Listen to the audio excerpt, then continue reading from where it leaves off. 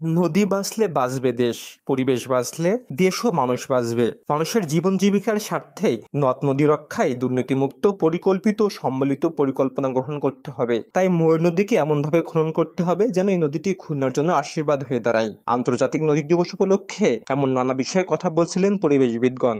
জোয়ার ভাটা যদি নদীতে না থাকে তাহলে কিন্তু নদী মৃত মারা যায় আস্তে আস্তে।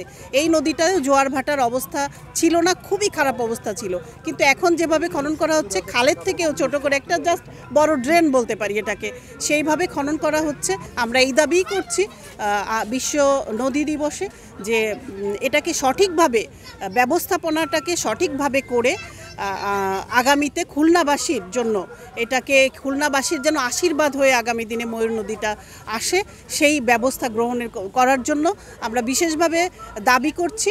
এবং যে প্রকল্পটা চলছে প্রয়োজনে প্রকল্পটা রিভাইজ করে নতুনভাবে এই কাজটা করতে হবে বলে আমরা আজকে এই বিশ্ব নদী দিবসে দাবি করছি।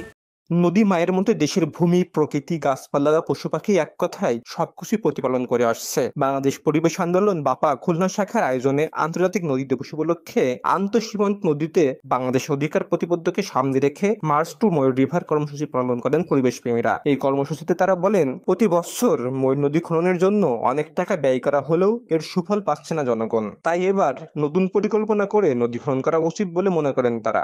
প্রতি বছর এই ময়ূর নদী সংস্কারের জন্য কোটি কোটি টাকা বরাদ্দ থাকে, যে টাকা খরচ হয় সেই হিসাবে যে সুফল পাওয়ার কথা আমরা পাই না। জনসচেতনতা সৃষ্টি করার জন্য সংশ্লিষ্ট কর্তৃপক্ষ যাতে সময় উপযোগী পদক্ষেপ নিয়ে এই ময়ূর নদী সংস্কার করে, আজকের সেই উদ্দেশ্যে এই লং মার্চ করা হচ্ছে। এই ময়ূর নদকে ঘিরে যে প্রজেক্টগুলো সরকার বরাদ্দ দেয় সেই বরাদ্দ আসলে ফলপ্রসূ হয় না এই কারণে এই বরাদ্দগুলো মেগা বরাদ্দগুলো সব লুটপাট হয়ে যায়, গণমানুষের কোনো কাজে লাগে না। আমরা মনে করি এই বর্তমান যে সরকার আসছেন সেই সরকার এগুলো খেয়াল করবেন এবং যারা দখলবাজ আছে তাদেরকে দখলমুক্ত করবেন, এদের আইনানুগ ব্যবস্থা গ্রহণ করবেন। গত 3 যুগ ধরে এই নদীটি সুরক্ষার জন্য নানা আন্দোলন সংগ্রাম করা হলেও নদী খননকে কেন্দ্র করে বিভিন্ন সময় নানা দুর্নীতি হয়েছে। ময়ূর নদকে রক্ষা করতে হলে এর নদ সংযুক্ত হাতিয়া ও ক্ষেত্রখালী সহ প্রায় 22 কিলোমিটার নদী খনন, সংযুক্ত খালসমূহ পুনরুদ্ধার এবং এই নদের উৎসস্থল বিল ডাকাতিয়াকে অবমুক্ত জলবদ্ধতা নিরসন সহ বেশ কয়েকটি দাবি উত্থান করেন বর্তমান সরকারের কাছে। এর সুষ্ঠু বিচার চেয়েছেন প্রতিষ্ঠানটির সভাপতি। ইতিপূর্বে অনেকগুলো প্রকল্প বিভিন্ন সরকারের আমলে গৃহীত হয়েছে, কিন্তু আমরা জানি সেখানে দুর্নীতি হয়েছে, লুটপাট হয়েছে। আমরা সেই দুর্নীতি লুটপাটের বিষয়টা সামনে আনার জন্য দাবি জানাচ্ছি এবং যারা দুর্নীতির সাথে জড়িত তারা যেন আইনের আওতায় আনে, বিচারের আওতায় আসে।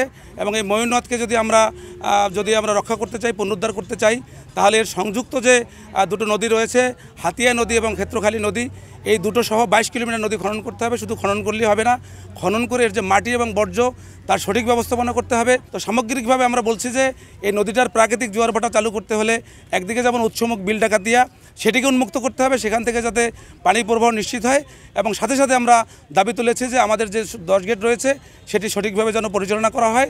Safayet Hossain Shaon, voice of tiger.